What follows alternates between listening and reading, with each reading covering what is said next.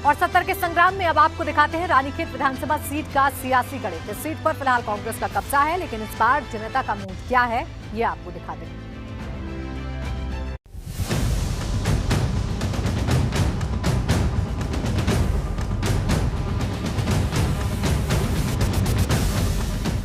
रानीखेत विधानसभा अल्मोड़ा जिले में आती है और यहां से सदन में उपनेता करण माहरा विधायक है। रानीखेत विधानसभा सीट पर भाजपा और कांग्रेस में कांटे की टक्कर रही है। 2002 के विधानसभा चुनाव में मुकाबला भाजपा के अजय भट्ट और कांग्रेस के पूरन सिंह के बीच रहा, मगर अजय भट्ट चुनाव जीत गए थे। 2007 के विधानसभा चुनाव में कांग्रेस के करण माहरा और भाजपा से अजय भट्ट के बीच मुकाबला हुआ, मगर इस चुनाव में करण माहरा की जीत हुई थी।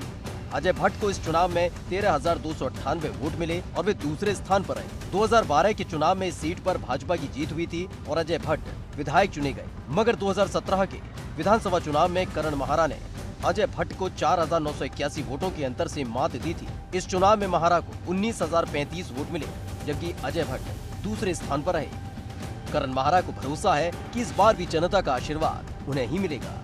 विधायक निधि से जो कुछ कर सके हमने वो किया है। रानीखेत हॉस्पिटल को हाईटेक करने की कोशिश की है, जिसमें एक्सरे मशीन हमने दी है।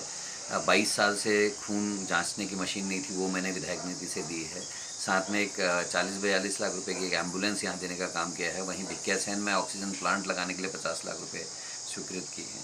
करीब 70-72 से ज़्यादा हम गाँव को जो सड़कें जीपेबल रोड्स हैं उनसे जोड़ चुके हैं इन 5 सालों में। इस बार रानीखेत सीट पर करण माहरा मजबूत स्थिति में नजर आ रहे हैं। इस क्षेत्र से भाजपा के सबसे बड़े चेहरा अजय भट्ट अब सांसद होने के साथ ही केंद्र में मंत्री हैं, इसलिए उनकी 2022 में चुनाव लड़ने की संभावना ना के बराबर है। इस क्षेत्र से भाजपा की ओर से वैसे तो कई नेताओं की दावेदारी है, मगर माहरा जैसे मजबूत प्रत्याशी के सामने टक्कर देने वाला प्रत्याशी उतारना भाजपा के लिए चुनौती होगा। एबीपी गंगा के लिए रानीखेत से गोपाल बिस्ट की रिपोर्ट।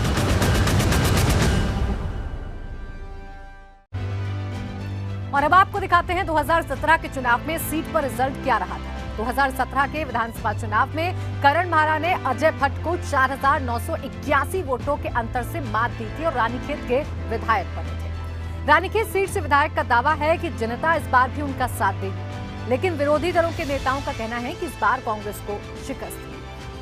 स्वास्थ्य के प्रश्न पे प्रत्येक जितने भी हमारे दूरस्थ से दूरस्थ चिकित्सालय, वो चाहे बीचडी का है, चाहे बलडोगी का है, चाहे कल्याणी का है,